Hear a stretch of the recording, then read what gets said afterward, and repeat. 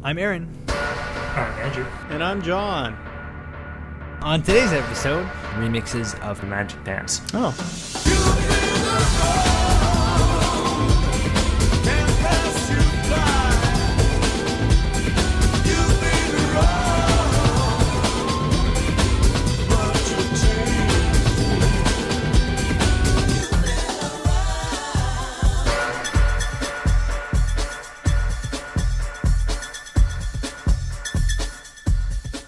Hi, again, this episode is going to be a little shorter than normal. In this episode, we are only going to be discussing the remixes of Magic Dance, a song from David Bowie's soundtrack work on Jim Henson's Labyrinth.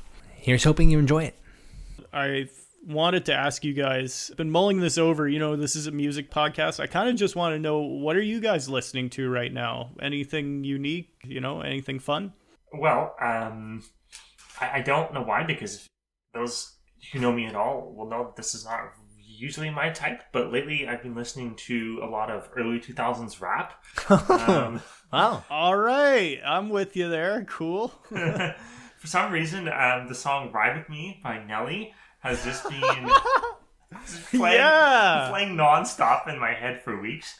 I was singing it to my wife earlier. It's a lot of fun. And also Riding Dirty by Chamillionaire, which I think is 2005. No way. So, man, those are throwbacks. Yeah, so I would have never thought you would be listening. That's not what I expected you to respond with. I love that. I love that. I don't know. There's something fun about that early 2000s era of rap, and I can't quite put my finger on what it is that I like about it. As I listen to more, maybe I'll develop more mature thoughts, but it's been a fun diversion from my usual lineup of oldies and indie rock and that kind of stuff. So that's awesome. I love that. And Aaron, what are you listening to? What are you going through your speakers and headphones? Well, actually, I'm going to give the listeners here an exclusive, because there's a song that I queued up yesterday that I still haven't listened to, but I intend to listen to. You just heard about it. It's like, I got to give this a listen. Yeah. Well, it's by Louis-Jean Cormier, who's an artist that I've followed for a long time. He just has a single that was released yesterday, Tu m'aimes-tu, live. It's a song that there's no studio version that I know of that exists, so it's the first time I'm going to hear this song. But I just had the radio on when I was in the car yesterday, and I just never flipped it to Bluetooth, so didn't actually listen to it. And then this morning I wanted to review the tracks that we are talking about today. So it has been pushed back, but I intend to listen to that song. That's fair. I feel like I've gone through that experience so many times where I see an artist I really love come out with a single, and I'm like, I can't listen to it at that moment, so I save it. And then I maybe forget about it or don't get to it for a few days, and it's we have so much content at our disposal now, right? It's sometimes hard to almost keep up or, keep track of all the new stuff that's coming out. Absolutely. And you know what? I'm certain that segues nicely into what I've been listening to, which is a radio station, actually. I've been listening to a lot on my commutes to and from work. It's called CKUA. I believe it's 98.7 FM in the southern Alberta, actually all of Alberta region, and you can find it online. They're great. They kind of stick to independent music. It's a community radio station, and apparently it's widely loved across Canada and parts of the US as well. They always get shout outs from people everywhere across North America. They kind of focus on independent music, but it's a real mix of everything. I've heard electronic music on there. I've heard a lot of country music. They do kind of drift more towards the country and folk side of things, but there's also been a lot of soul music and funk. It just really goes through a lot of different varieties of genres, and I listen to it because it keeps things fresh for me, whereas so many radio stations you listen to, you can tell they every quarter, couple months or whatever, they go through a cycle of tracks, and it's on repeat more or less, which they're good music typically, but it gets repetitive, right? So for me, that's been really refreshing, and I've been finding a lot of new music through that, a lot of independent and really talented artists I otherwise probably wouldn't have heard of. So yeah, it's been great. CKUA 98.7. Check it out. There you go. I guess quickly, maybe I should also mention another song that's been in my head recently is the Save on Foods commercial. Have you heard that song? That is actually a very, very good song. I probably have. I thankfully can't think of it right now, but Shall we move along to Magic Dance? Let's face the music and dance. So we will start off with the quote-unquote single version of Magic Dance. Now, what's interesting about this is it was actually never released in this form as a single in 1986. And this single version actually only came out in 2002 as part of the, I think, Australia-New Zealand edition of Best of Bowie, the compilation album. So, it's not really a single version. And in fact, it is kind of more like an edit of the 7-inch edit of the dance mix, which we'll eventually get to. But whatever it is, it's got definitely more electric guitar than on like the soundtrack version of Magic Dance. There's more percussion going on, and you have this kind of goblin or chipmunk effect on the vocals. That's like on the backing vocals, I should say. That's definitely not in the soundtrack version, and you lose a lot of those baby gurgles. Oh, those poor baby gurgles. I'm really missing those. Yeah, I know, right? If they were gonna release like a quote-unquote like single version of this many years later, I don't know why they didn't take out or tone down the goblin stuff or like the chipmunk voices as you described them. I don't think that... Yeah, it's kind of funny because, they do remove the baby like coos and whatever, but they don't really dumb down that other stuff. And just to put this out there, I think like the baby sounds are obviously, they have a place in the soundtrack version and in the film. Like that's obviously a part of the film. So like that's fine. Like I think they have a place in that track. I don't miss not having them on this, though, No, I agree. Like, because this is not part of the soundtrack anymore. You're not watching the movie, so you don't really need that element. And like, not to repeat myself, but you do need to edit, I think, soundtrack tracks if you want them to work on their own, or often you do. So they cut minute 20 out of this. Didn't miss it. So, and for sure, it's more balanced. Like, and I guess that might just be a consequence of the fact that they put this master out in 2002 or whatever, but like the synth bath that kind of drowns everything else was a little bit turned down. So it felt a little more balanced to me. So I do like this version. Okay. Nice. Well, for one thing, this is just a single version, and kind of notice that the drums and percussion are a bit more punchy. That's all well and good. I like that the baby noises are replaced by a wailing guitar at one point. That's really fun.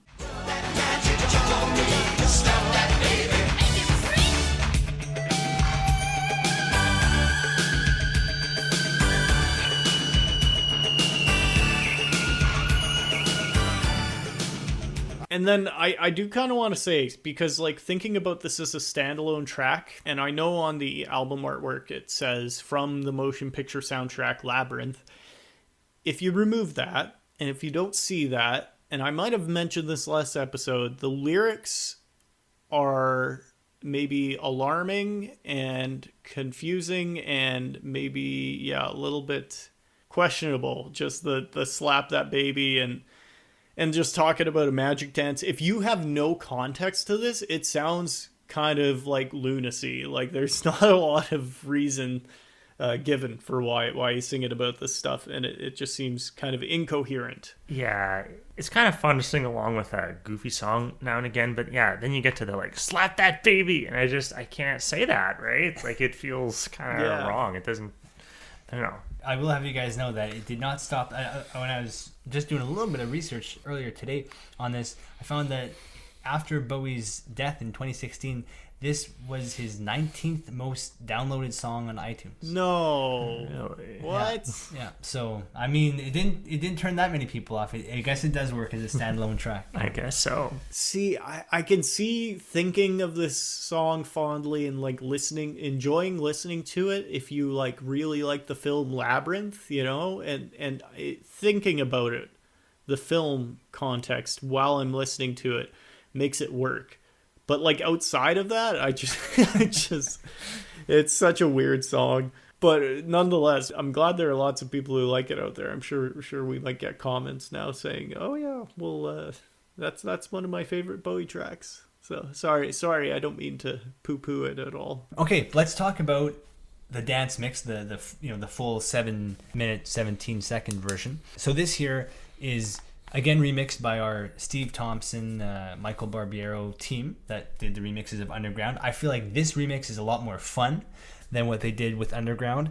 It's just a goofy mix, but I feel like it's fun. Like if you just, it kind of reminds me of how we felt about the Fame 90 Epic mix, or like the Absolutely Nothing Premeditated, like the one that was like 13 minutes, like where it's just like they're just going for it, and you just got to be along for the ride.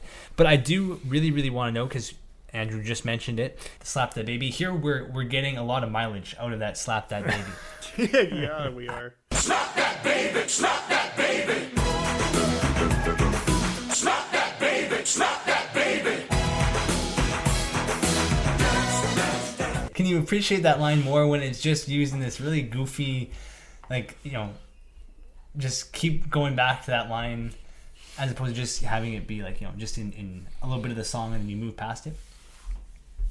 It doesn't help. No. I mean, I think I can, because I appreciate absurdity, and so if I look at it in that light, like, it is a funny lyric to repeat. But I agree, it's like just borderline uncomfortable for me, because what does Slap That Baby mean? I try reading into it without the context of the film, and I'm just like, even with the context of the film, I'm like, what does this mean exactly? What does baby mean? What does slap mean? Why is he repeating it? This whole 12 inches of Magic Dance is just kind of a big extended percussion version. I do like the percussion they used in this one more so than what they did with Underground, but it's not doing anything interesting or unique. It's just stretching things out. Yeah, I would agree. I mean, I'll try to think of it from your attitude of like, just lean into the absurdity, right? Like, that's a more positive way of looking at it. But I agree, like you've taken a track that's already fairly long, you're making it longer, some more percussion, there's a few new synth things going on, but this is a track that's already pretty heavy on the percussion and the synth, so I didn't feel like it added a ton. Like, it's not like there was a ripping guitar solo in there that we didn't get in the single edit or whatever, right? So I don't know that it really added that much. I mean, it does remind me a little bit of, as Aaron said, like some of the dance mixes that we talked about in some of the earlier YBA episodes. That kind of like late 70s to 80s style of kind of dance remix where they just kind of go crazy a little bit. So they probably had fun making this, but yeah, I don't think it's a standout.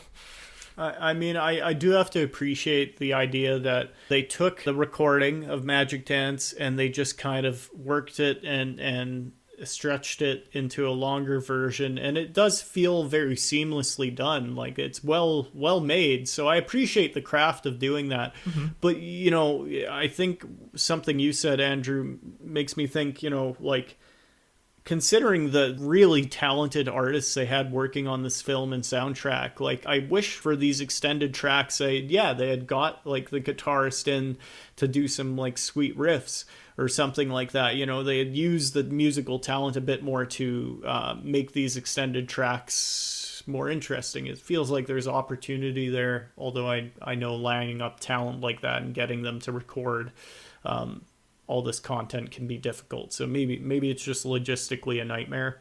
Okay, I'm a little disappointed to hear you guys were not feeling this one as much as myself. I really like when it's those little gnome voices going dance, dance, dance, dance, dance, dance, dance.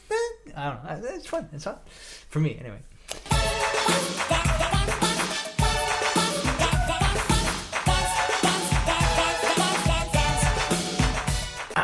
There's also a 7-inch mix of this. 12-inch mix was just a little tighter version of this, if you care to check it out. Oh, okay. Then we have the Magic Dance dub mix. Now, this dub mix, there is nobody who's going to tell me that this is not better by a landslide than the Underground dub mix. Yeah. Because this dub mix is got cool stuff going on, okay? And I feel like they almost invent auto-tune at one point in this mix. You did. You did. You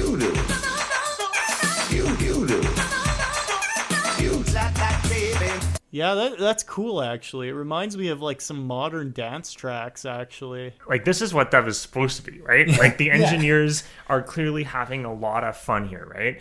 And they are contributing to the piece, like, to the art, almost as much as the musicians are. Like, they're not, and they're working with kind of not just percussion, but the other instruments. They're playing around with the synth, with the vocals. So, like, this is, to me, what you expect from a dub mix. I agree. Like, it was more fun. I'd listen to this again. Definitely way more fun. I'll even go one further and say that I actually prefer how this dub mix starts compared to how the regular Magic Dance starts.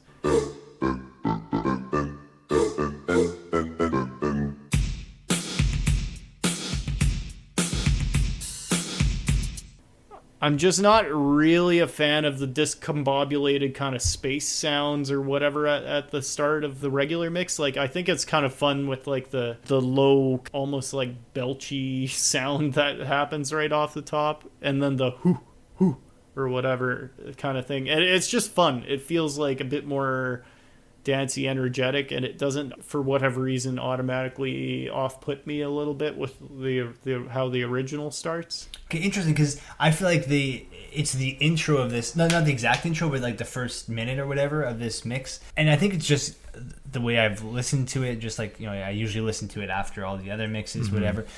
So at this point, like, the gated drum sound is getting a little bit much. It's just a little bit too much heavy snare. But the rest of the song I find is fantastic.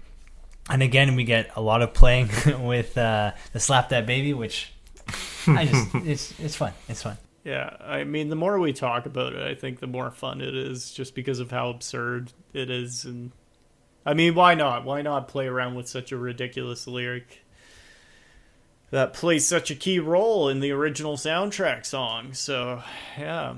Slap that baby, slap that baby. Slap that baby, slap that baby. All said, miles better than the dub mix of Underground. Miles better. That's one I would actually, potentially seek out and listen to. It's actually enjoyable. Okay, so the last mix we have to talk about is the Danny S. Magic Party mix. This is from 2002, and it appeared on the Club Bowie project, so I assume it was a dance mix that existed around the time that they just added to the compilation. Speaking of enjoyable, I love this. I wrote down this fucking slaps. It was so the first few beats, there's like that siren effect, and I was like, all right, we're in for some good shit here. All right.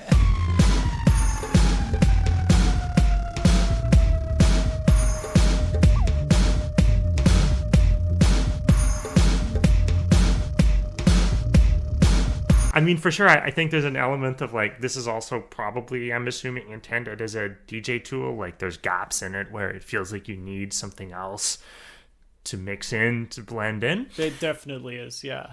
But, like, as a tool, as a building block for, like, a DJ set, this is so much fun.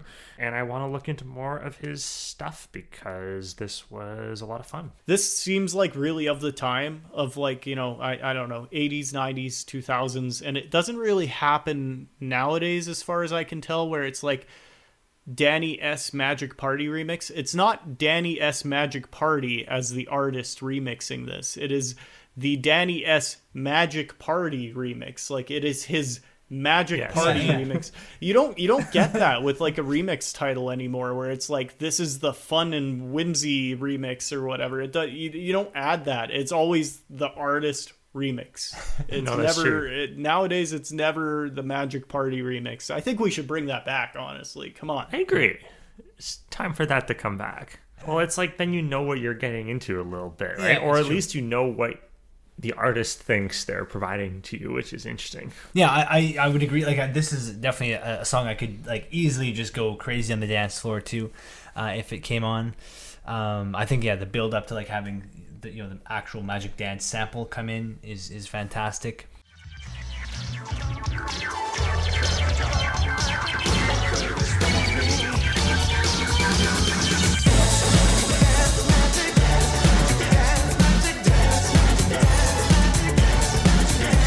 Yeah, this to me feels like house music. It's, got a real driving rhythm. This could be something I would have fun and dance to. It's upbeat, just like the original, which, it feels good. And I could see this being used and mixed into a DJ set. It's interesting how it kind of bursts into the lyrical portion from the instrumentals. It's just altogether really fun. Yeah, I enjoy it. I'll let you guys know. This does not exist on YouTube, and I don't have access to it now. But there's a Danny S. Magic Dust dub. Magic Dust dub. I don't. Okay. We can only imagine what that sounds like. But we had one good dub mix, one bad dub mix. So I don't know if this is. I don't know which side of the tie this is gonna break. No, the anticipation is high now. Which mix could you dance the most to? That's what I want to know from our audience. What is the most danceable mix out of these? Please don't say the underground dub mix, because I will disagree with you.